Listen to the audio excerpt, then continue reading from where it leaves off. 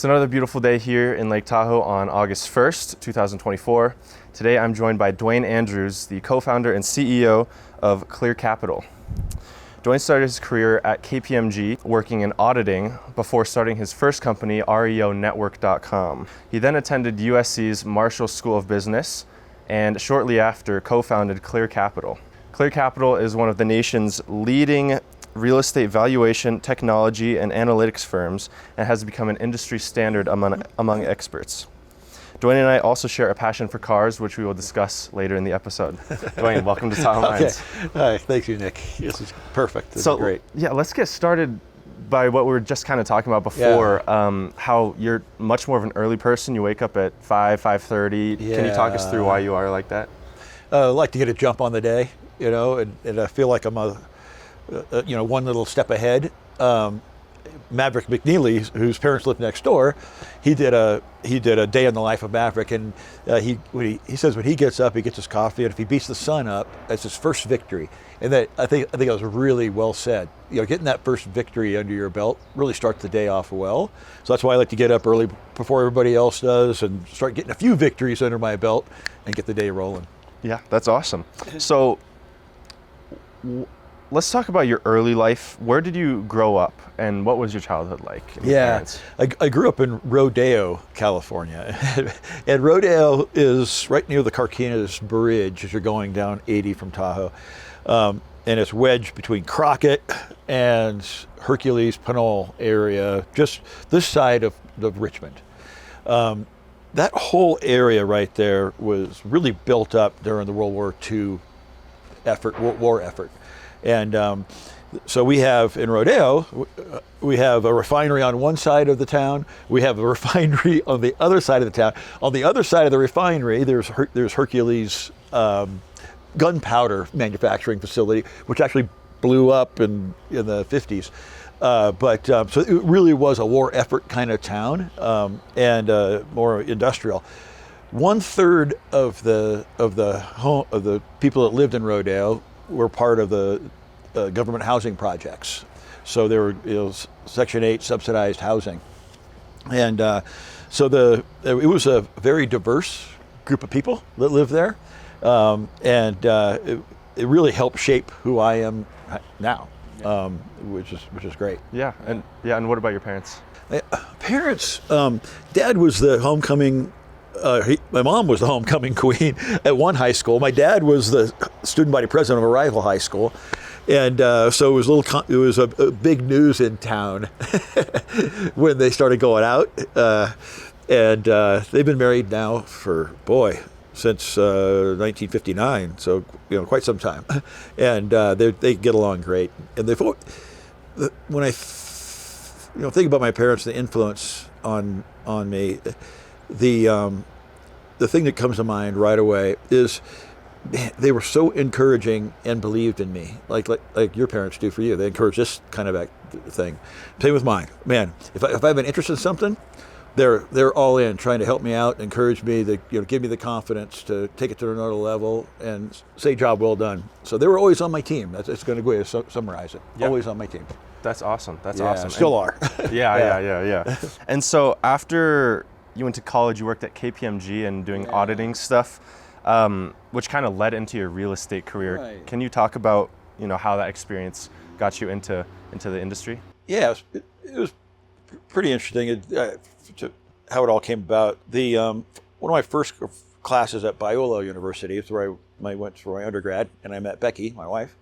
One of the first classes, the professor said, "Hey, we're not going to talk about accounting today." It was Accounting 1 class. We're going to talk about your 4 years here at Biola. Number one, he says, while you're here for 4 years, do your best. You're here anyway, so give it your all. Socially, give it your all. Academically, give it your all. That's one. Two, differentiate yourself. Do something.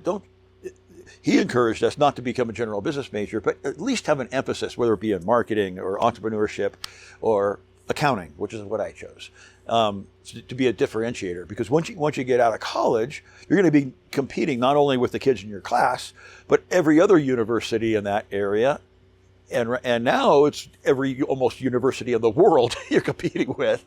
So differentiate yourself. One area of differentiation is I wanted to make sure that I had a prestigious firm that I worked for, a Big 8 accounting firm. At the time it was 8, now it's 4. And KPMG was the firm that I chose. And but I knew within 2 weeks, I told Becky, auditing is not my thing. Checking on people and finding out being a white collar security guard is not my thing. Okay, I like to do things that are productive, that make a difference out there, and that's what gets my juices flowing. Yeah, I'm not bashing on the accounting or audit industry because it's important, it's needed, and we hire a lot of accountants and auditors to make sure that things are right, and I appreciate that, but it wasn't for me. So that's how I transitioned into starting up a REO asset management. REO stands for real estate owned. And there were quite a few foreclosure properties during the financial crisis. I actually started my company in 92, 93, where there really was a mini recession there. So there was a little blip. So I built the firm up. So it's about 25% of the REOs in Northern California were handled by Meridian West Real Estate, which is my dad and I actually started together.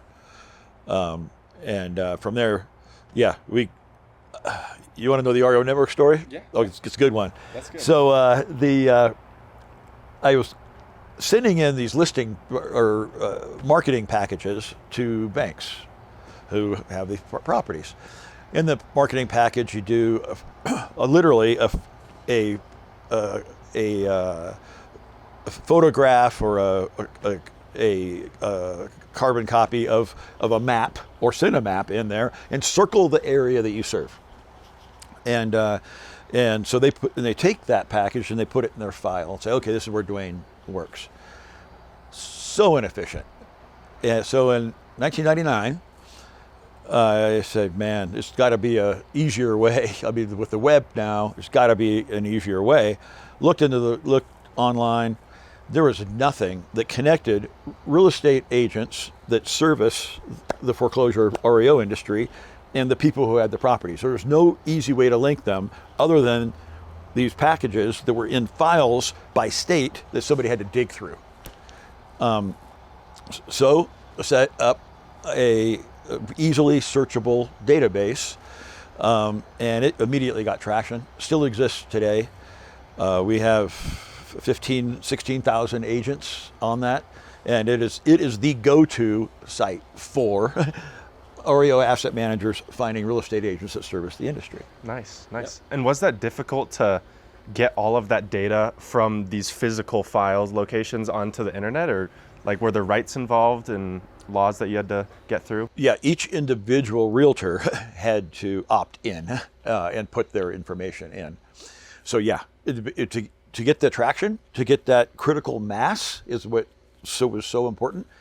The worst thing that could happen is an asset manager goes and does a search in Truckee, and nobody's there. Oh, this site sucks. And they're gone. Exactly. Yeah.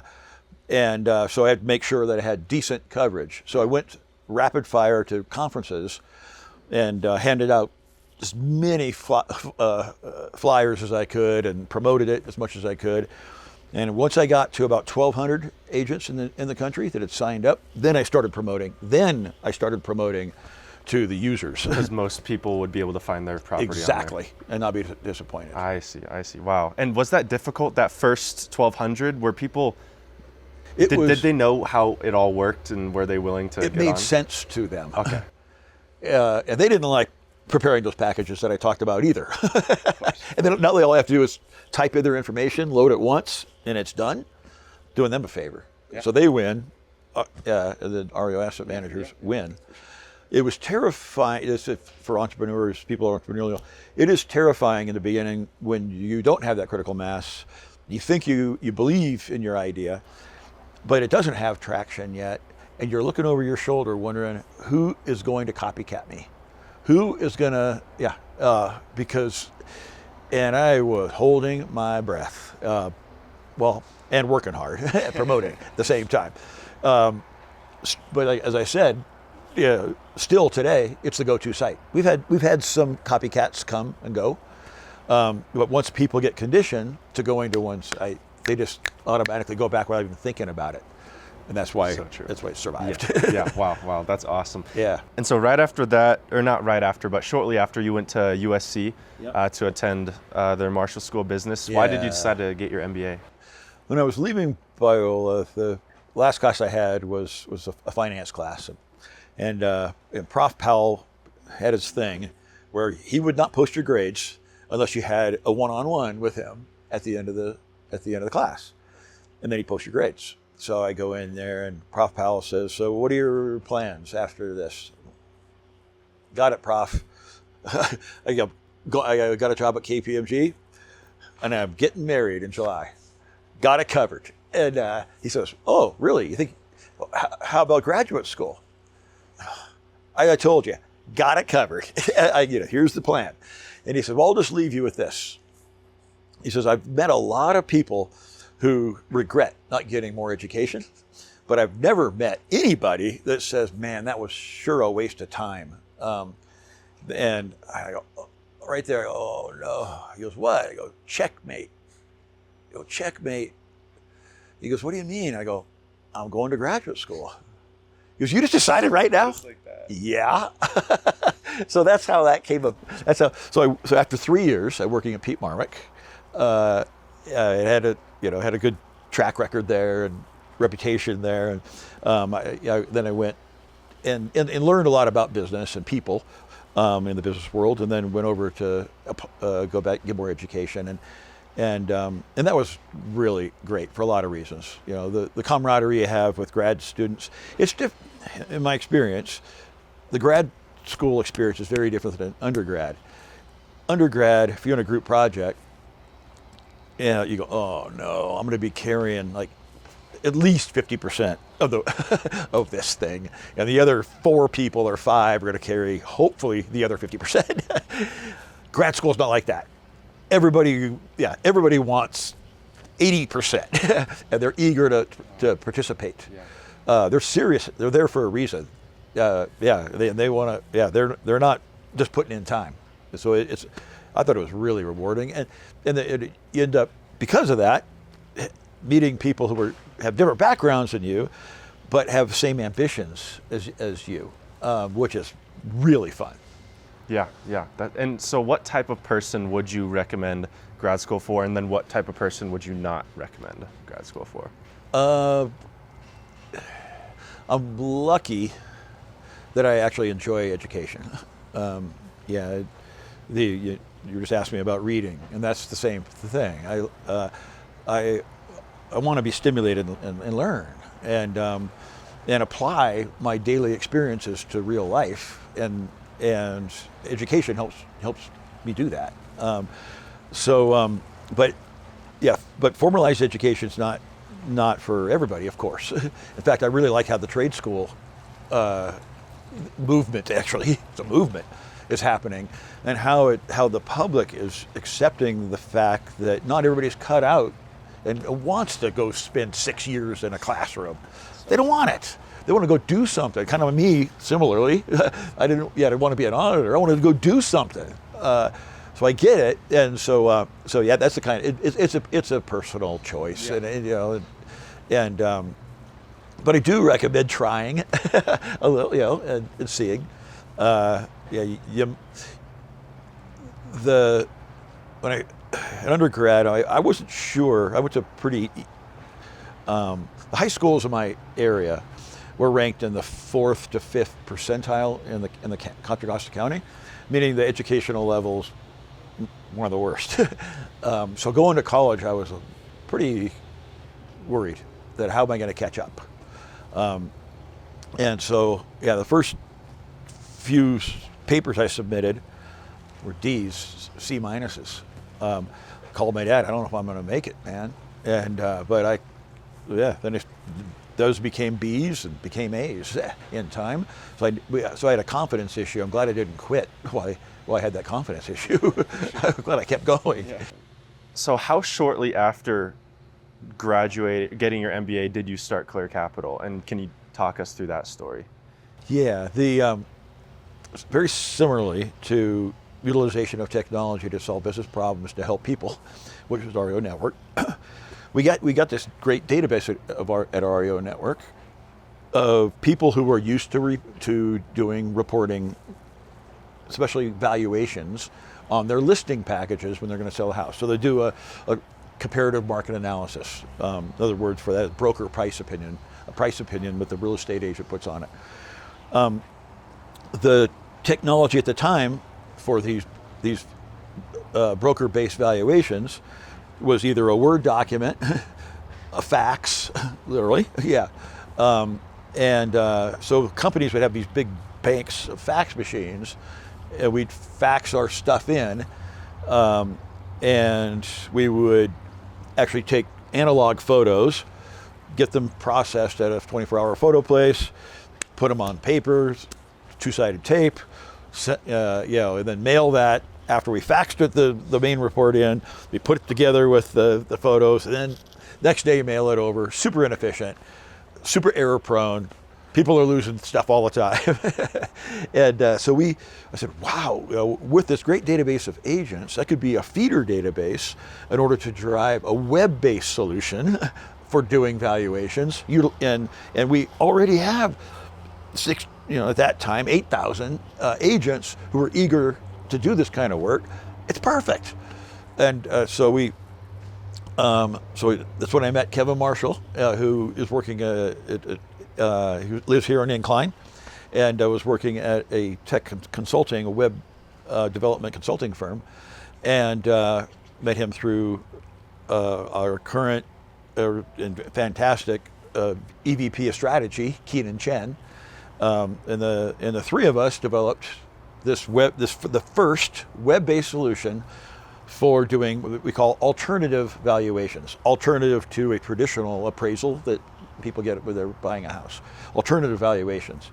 That gave us a huge competitive advantage out there, and so our growth just took off. People couldn't believe, the agents couldn't believe how easy it was to complete the report. So much more, efficient and clean looking. The customers, the banks, couldn't believe that they had all of their reports in one area. They could download those reports in a CSV or tabular format, or download 2,000 PDFs if they wanted to, and load those into their systems.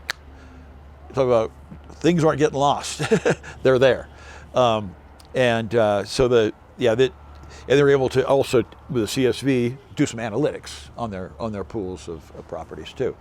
So that gave us a huge advantage. From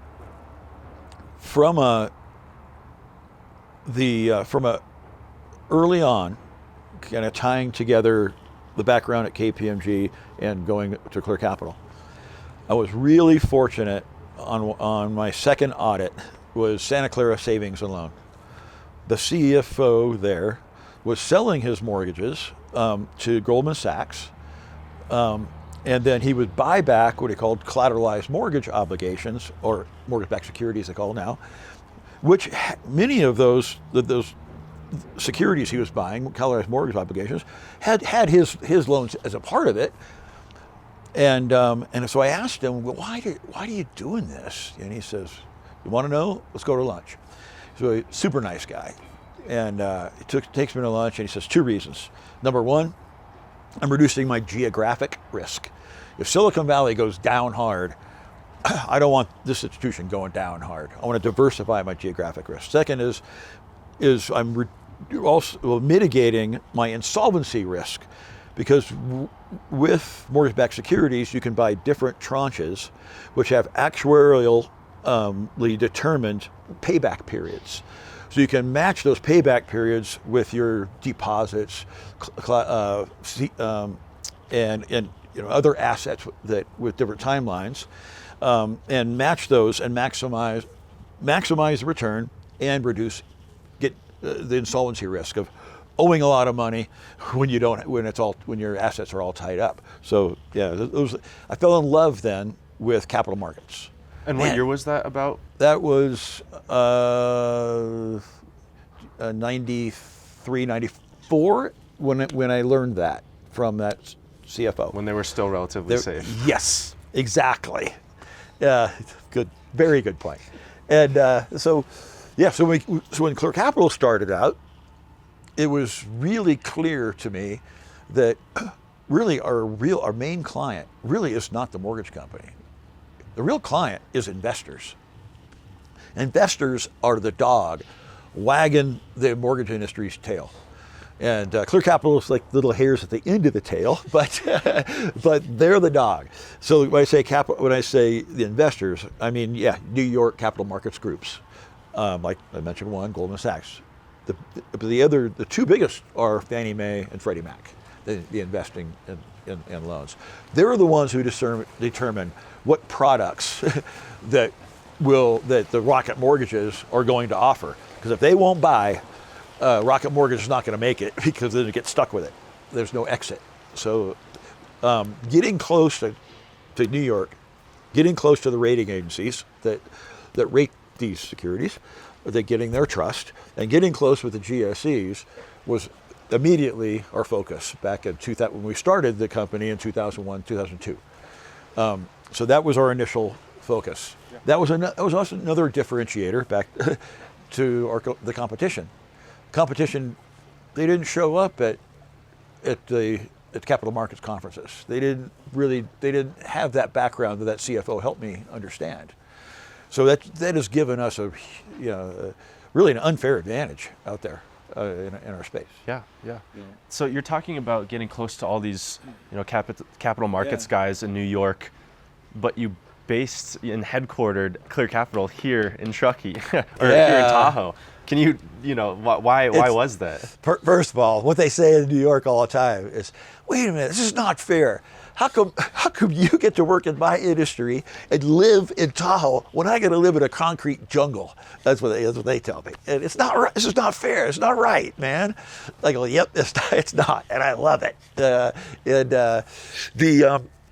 We decided to come to. We started the company in Pleasant Hill, California, which is right near Walnut Creek, we were hiring folks, but job market was pretty tight, and being so close to Silicon Valley, there were a lot of options for working for tech startup companies, and actually it was right before the dot bomb that we started Clear Capital, and so the only excitement was startup tech. It was not Duane and his alternative broker price opinion valuations. That was not the sexy thing. Okay, tough to hire. Startup Tahoe. Yeah, exactly. So Tahoe's the opposite here, but especially in the early 2000s. You had a lot of folks graduating from college, Davis, Chico, Sac State, UNR. A lot of folks saying, man, I want to live the dream up at Tahoe, snowboard, mountain bike, and be a part of the clean, fresh air, really limited, very little traffic most of the time. And so they wanted to be up here. So a lot of those grads, much to the dismay of their parents, were up here putting people on ski lifts or working in a restaurant, making $8 to $10 an hour. So we pop in here, we say $13, $15 an hour for starting wage. They 50% raise, sign me up. And so we were able to take our choice.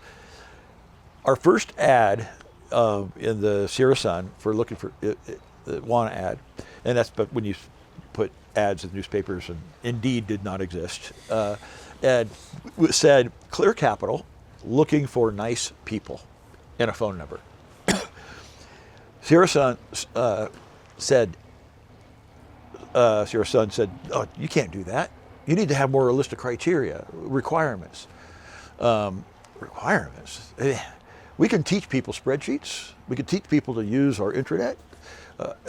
We can't, but you cannot teach nice. And that's so true. how are you going to teach somebody to be nice? Especially you don't want to try it even after you hire them to infiltrate your company. So we went for smart, nice people in Tahoe, and there were a ton of them. Yeah, and that's why we were able to grow so. Yeah, and what types of characteristics did you look for in those hires? What did the vast majority of those employees have that you liked? Number one, other people first, really, and and one of our core values is look out for the people around you. And that's not only the person on the other end of the phone with you. That's not that be it a customer or an appraiser or a realtor, but it's also the people that are sitting next to you, looking out for the people around you.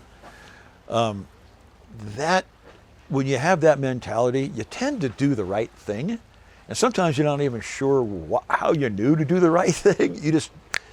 But you just know intuitively, and that kind of directs your activities.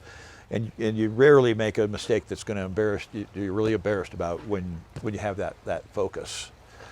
Another one is kind of a zest for life, and that's another reason to attract to Tahoe. I mean, how can you be bummed on life when you're up here living this? It's amazing. It's impossible. It's like impossible. It's awesome. Yeah. So yeah, that. Those are the two. Yeah. And then then those folks just rise to the top. Yeah. We have people. That started.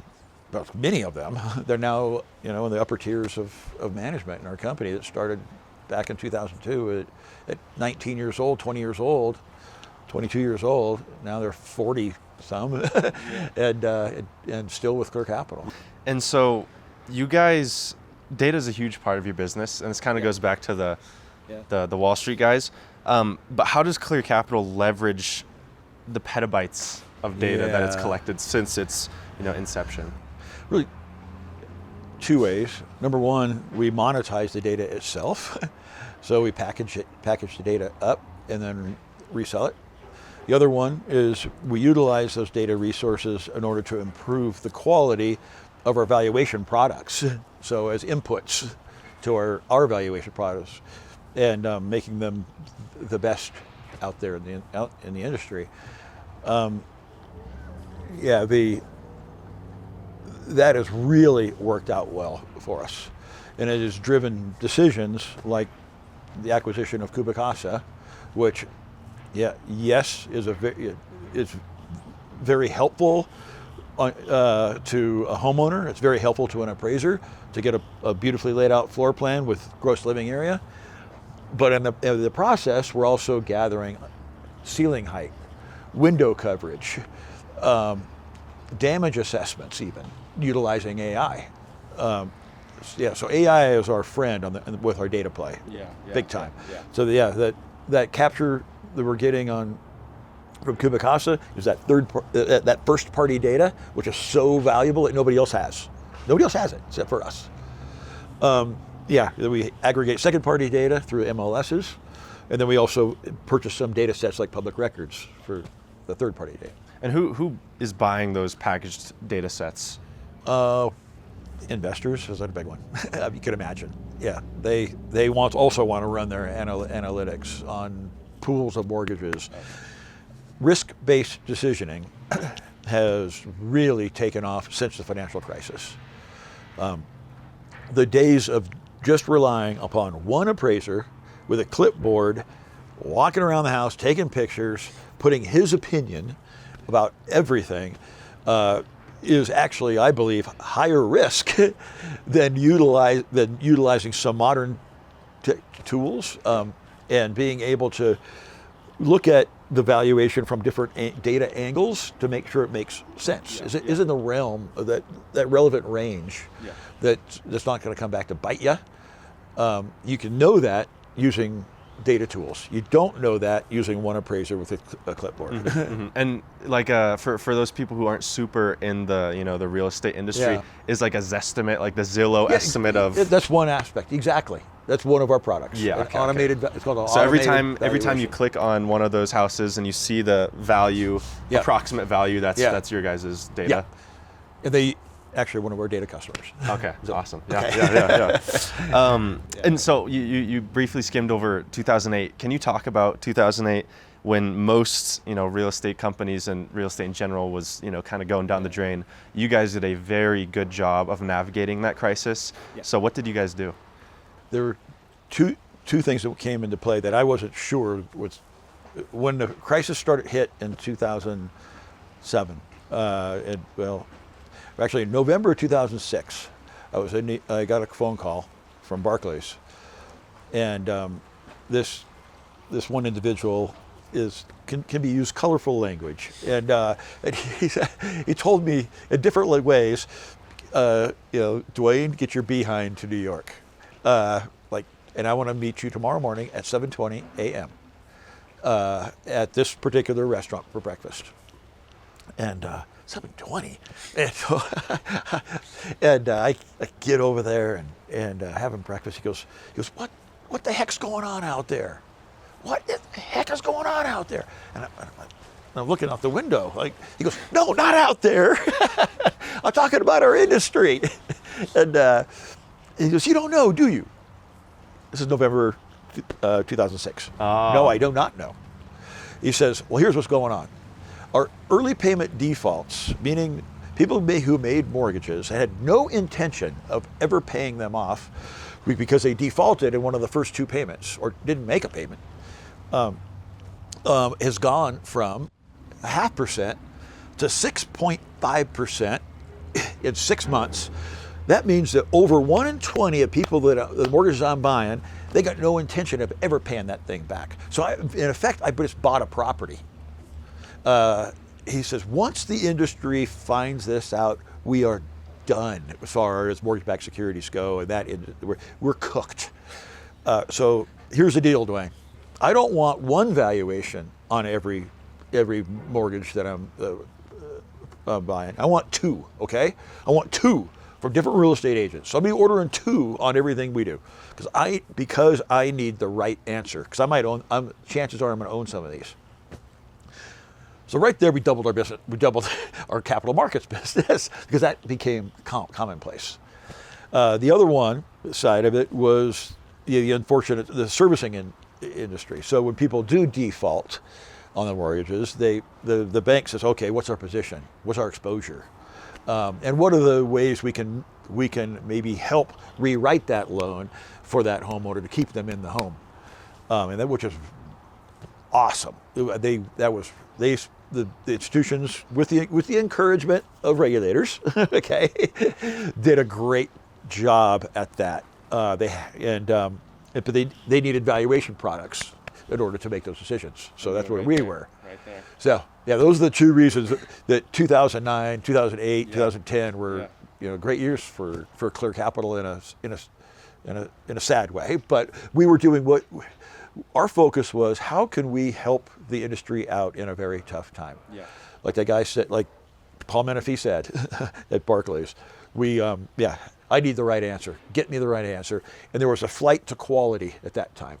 So it wasn't an evaluation just to put in the file. They need that information, helped them mitigate their losses and helped homeowners in order to hopefully stay in their home and make the right call. Well, should they sell their home? Should they stay in their home?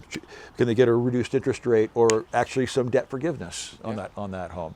But you need the right answer as far as the valuation in order to make the right decision. Yeah. So after that breakfast, were you guys doing prep work, kind of thinking that something like 2008 might happen, or did you probably didn't know the extent to which it would impact the world, but yeah, the prep work, nothing. Were you guys doing anything? Yeah,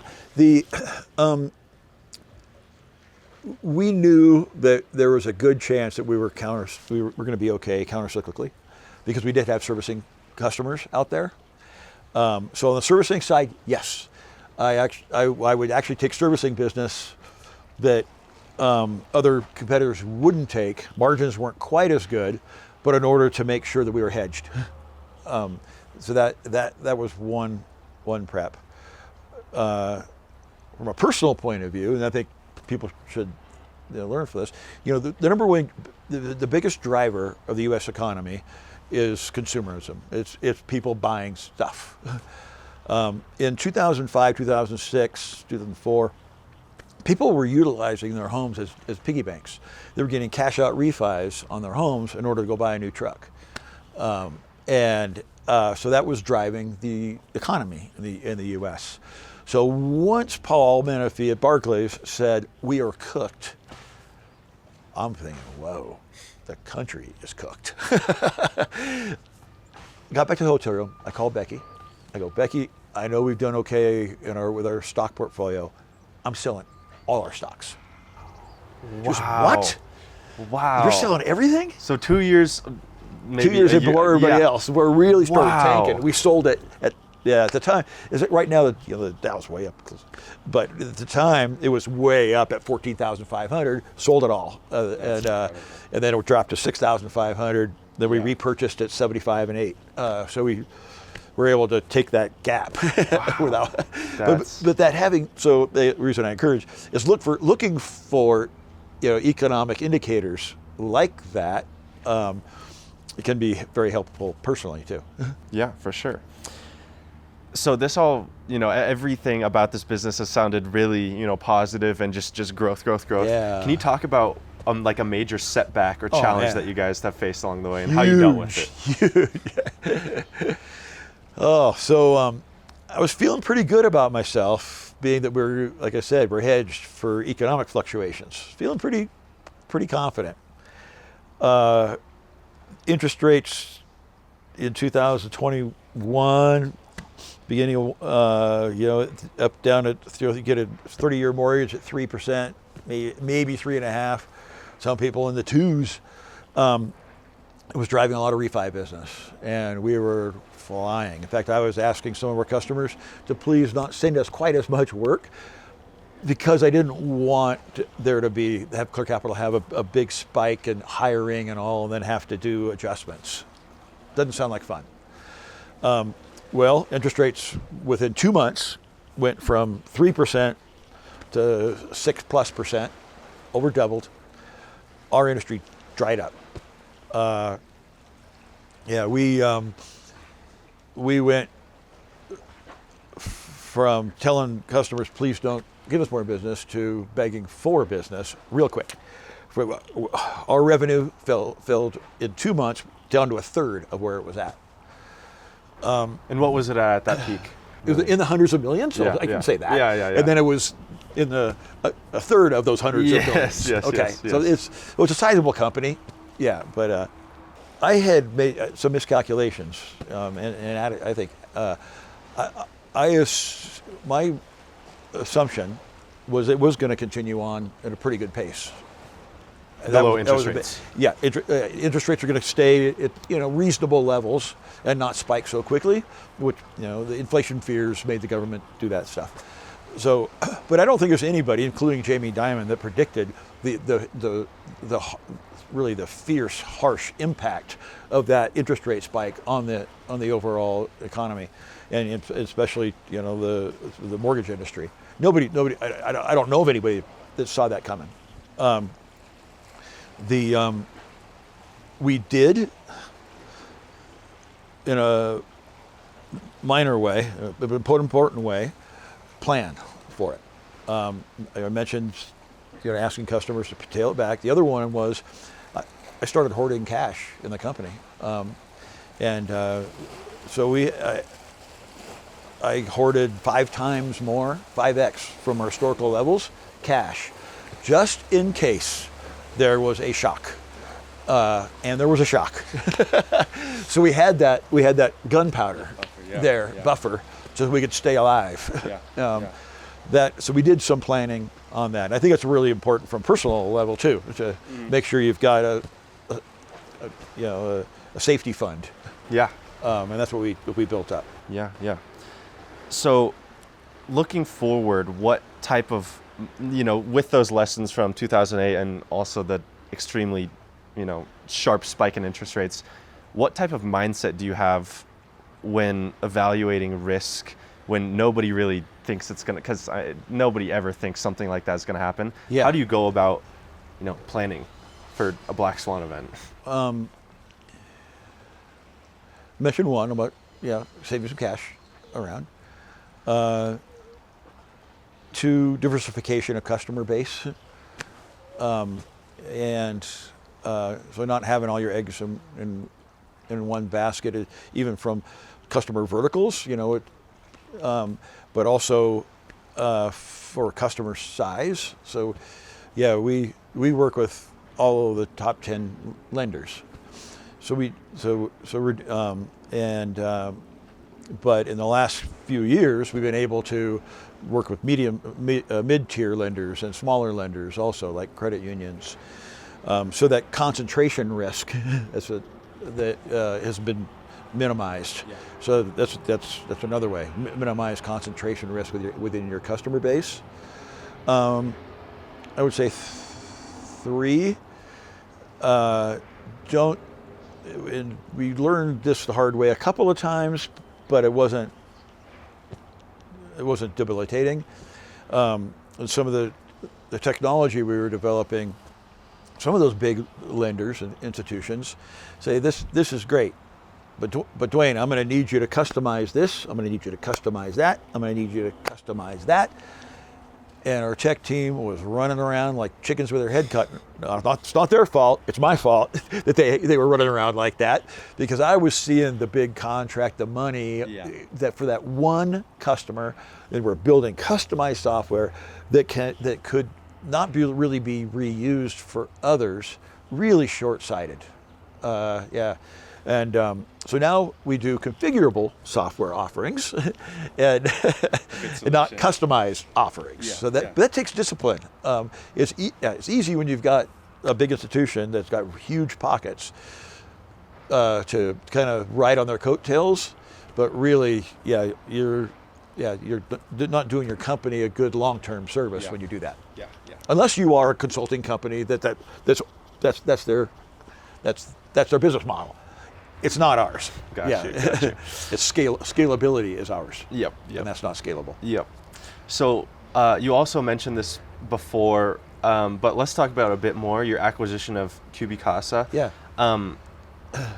Well, first of all, what was the thinking behind that decision to acquire it? And then second of all, when should a business acquire another business rather than release a competitive product? Yeah. It kind of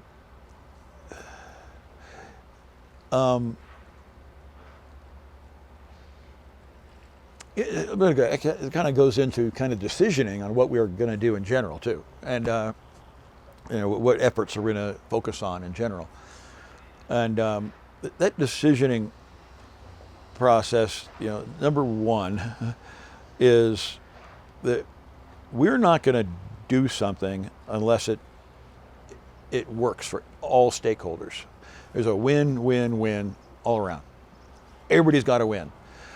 If anybody anybody is subsidizing our success, it's not going to last. It's not going to be sustainable. If everybody wins, everybody has more fun doing it. They support each other, and boy, running a business is a lot easier when everybody around you is winning. Okay, so that's one of the keys of our decision-making process on what we're going to do and what we're not going to do.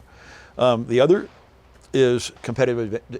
Do we have a competitive advantage? Do we have some people word it unfair advantage, and what are those unfair advantages that will make it so that what we do is going to have an impact out there? And back to focusing on other people. Well, what positive impact is going to be out there?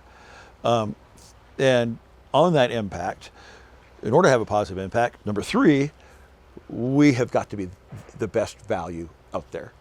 If we're not the best value, shame on us. They should go buy from somebody else. So we're not going to even talk about this unless we are dang sure that we are going to produce the best value out there. And we have that at Clear Capital, and not only one product. We have it right now with 6, maybe 7 products. We are by far the dominant player in those alternative valuation tools that we offer because we have that mentality.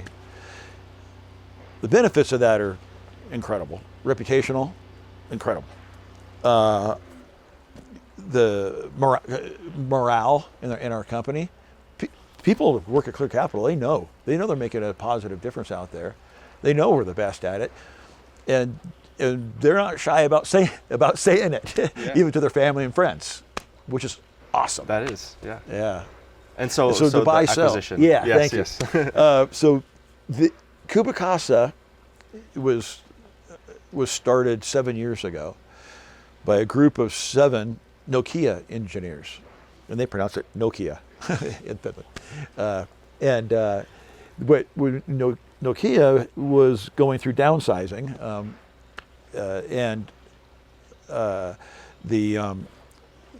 those 7 engineers said, "What do we do now? We know mobile technology like nobody else. What are some applications of it?" So they developed a Kubicas application, which uses triangulation. They call it mesh technology. In order to, by just walking around the house, and you were able to get a beautifully laid out floor plan and gross living area on the home. They were the first out there to do it. Works in both Android and Apple. Works on LiDAR and non-LiDAR devices. They were in Finland. They're engineers. They had some traction in Scandinavia, like no traction in the US. I didn't know how to get traction. So we were looking for a solution to help with our valuation products, our own valuation products, and also to a solution to potentially make a data play out there. We talked about that a little while ago. Kubicasa was at the top of the list. It's magical, and I really, please try it out. You'll be shocked. It's free to try out. You just sign up on Kubicasa.com, and you'll be glad you did, because it's fun too. So being that they had been working on this already for 5-6 years, they had such a first mover advantage within the technology. They did not have a first mover advantage really with market penetration. Well, I can help with that. Okay, talk about an unfair advantage. Yeah. Oh my goodness. Leveraging that. Oh, yeah. Perfect. And so yeah, I got the contacts. I've got the application for it. We got a company has a reputation for being an innovator. It was a perfect match. So it wasn't that hard to decide to go after them and go after them hard. So that's why we ended up. It's the only acquisition Clear Capital has ever done. Wow! And I didn't know that. And now there's 75,000 times a month. People are walking around doing a full scan of their home and sending it to Kubicasa. So 75,000 homes that are really in play. There's something's happening. Somebody's going to put their house on the MLS or sell their house, or or get renovations done in their home. They'll get a Kubicasa scan of their home. So we see the interior of 75,000 U.S. homes, 135,000 globally, every month, and they talk about knowing more about what exists on the interior of a property. Nobody knows more, and that is just growing monthly. Yeah. So yeah, that is a huge data play. I'm talking about that first party interior data, and yeah, it speaks for itself. It's incredible. Yeah. We will have technologies that come nip at our heels, but because we become the Kleenex of floor plan technology out there, 20% of all MLS listings now have a Kubicasa scan already in 2 years. That because it's become the Kleenex, and people just know the name in our industry. That's now. Huge. Yeah, it's going to be difficult for incumbents or challengers to knock us off our perch. For sure. So you spend a lot of time abroad, and for this, obviously, you were in Finland. Yeah. But you travel to a lot of other different countries. Yeah. What do you spend your time doing in those countries? For business purposes, Finland and Vietnam are the two primary countries. Vietnam, we have 500 employees who help when you send that Scuba Casa scan. They go and they make tweaks. If there's a stack of cardboard boxes that Nick has in his bedroom that is confusing the you have a stack of cardboard boxes? No? Okay. Okay, good. Actually, the Finns make fun of Americans that their house is all cluttered. Okay, yeah. They make fun of us, but it'll identify, is that a pillar or a column, or is that a stack of cardboard boxes? So the Vietnam, they'll make those operational adjustments. So yeah, go to Vietnam quite a bit, and then go to Finland a lot. A lot of it, of the reason that I go is number one, cultural. You know, we have kept Scuba Casa a uniquely Finnish company on purpose. We have not made it Americanized, and even the look and feel of the marketing. You say, yeah, it's kind of IKEA-ish a little bit, you know.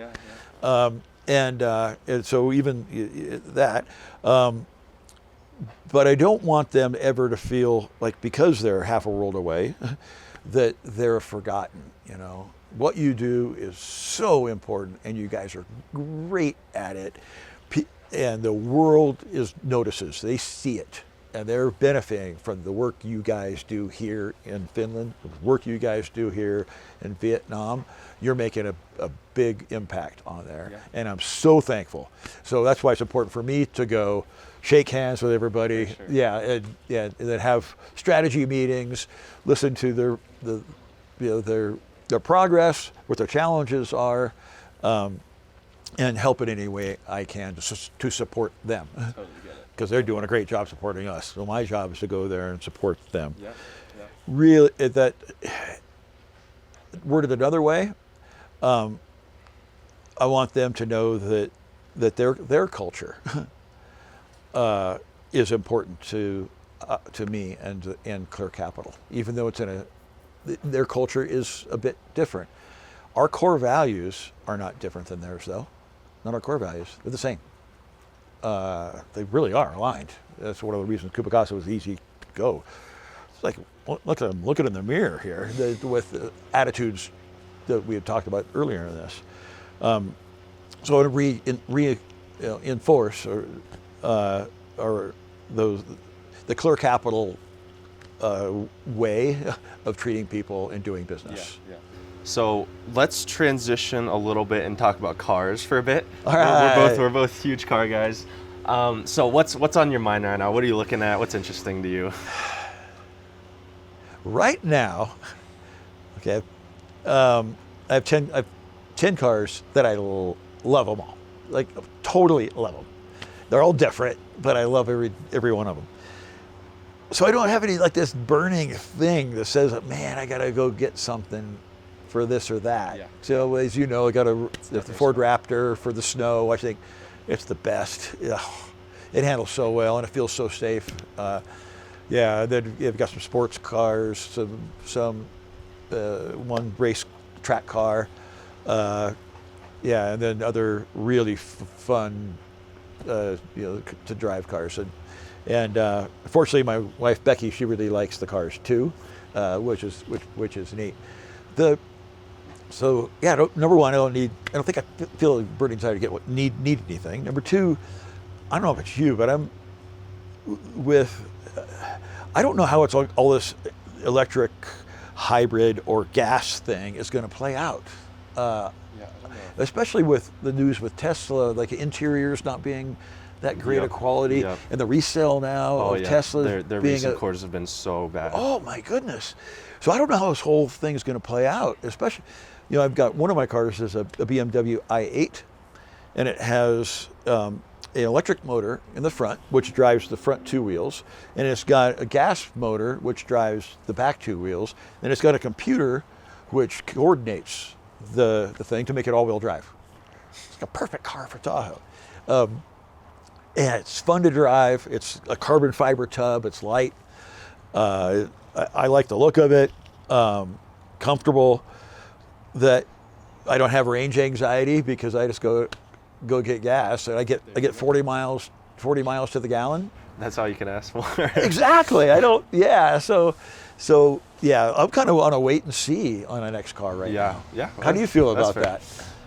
I do you think mean, it's gonna play I out? always want people to get cars so I can look at them, and be close to them. But I don't know. There's a lot of new cool cars coming out, like the end of the combustion era. Yeah. That are super interesting. Super interesting. But for me personally, I'm super interested in the older cars right now because I just got to drive our neighbor's 3.0 CSI, like a 70s BMW, and it was amazing, and I loved it. And so I just really love old cars right now. I'm in a classic car phase right now. Yeah. So 70s, 80s, that's like that's my interest. That's the spot where I'm looking right now. That's really neat. Yeah. Do you like old cars? Yeah, I do. But I'm really enjoying the technology Yeah. of that are in new cars now, and even suspension technologies. It's fantastic. Yeah. But the supercar thing, I've not really caught that bug yet. Yeah. That that million plus That's fair. stuff. Not really caught, especially with not knowing things shake out. I also wonder if it, you read all the time about Ferrari's coming out with this hot shot model, but it always at the end of the article it always says, but unfortunately they're all spoken for. It's like every article. That's crazy. Yeah. They're all spoken for. Like, who's buying these things and where are they putting them? I don't see them on the road. What's going on? Just value So plays. I wonder if there will be a time where there will actually be a glut of those hitting the market. Yeah. I wonder. That's. I don't know. I do wonder. And at that time, we might have a different conversation about my interest in those. Yeah. If If it becomes buying opportunity, you kind of have to. Yeah. Yeah. If I can go bargain hunting. And out of your cars right now, what's your favorite? What do you loving the most? They have a Porsche GT2, it's yellow and black, which is the company Clear Capital colors. The Porsche GT2 it's a 08, 550 horsepower. Two-wheel rear-wheel drive, really fun, really fast. I think people drive and go, this has got way more than 550. And Porsche's been accused of that sometimes, of actually understating their horsepower. Yep. Instead of overstating, which is pretty cool. It's a power play. Yeah, exactly. I think that's the case in this car. Yeah. So it's really fun. Yeah, that's awesome. Yeah. So I'm sure we could talk about cars for a lot longer, but we'll wrap it up. Yeah. And we'll wrap up by asking you the same question I ask everybody at the end of the podcast. Okay. So if you could go back in time and give your 20-year-old self one piece of advice, what would it be and why?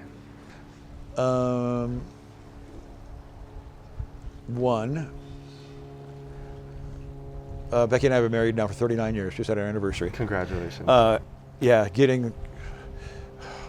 Be very careful about getting the right spouse, husband or wife, and really important, man. It's, when I was frustrated with not being able to find a database out there that was searchable for finding real estate agents to do REOs, I came home.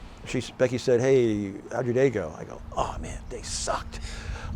I spent so much time doing favors for people, finding people like me who have a service mentality. They're good at what I do in other locations like Spokane or Kansas City. I just doing them favors, and there's no website out there that." And Becky says, "What? What do you think she said?" Do it yourself. Yeah. Why don't you start one, Duane? Yeah. That's what I was thinking. Actually, Becky, I wasn't thinking that. It was her encouragement. Wow. So yeah, getting the right spouse, like where you're kind of the good yin yang, feeding off each other, is so critically important. Not only for personal, reasons, but also for business reasons. It's both. It's unbelievable to me how important that is. And I think a lot of entrepreneurs will say the same thing. Yeah, so that's one, focus on that. Two, I kept hearing, even in interviews after I was graduating, where do you want to be in 5 years? What do you want to do in 5 years? I hate that question. Me too. It actually makes me a little ticked off, because 22-year-olds should not be focusing on that.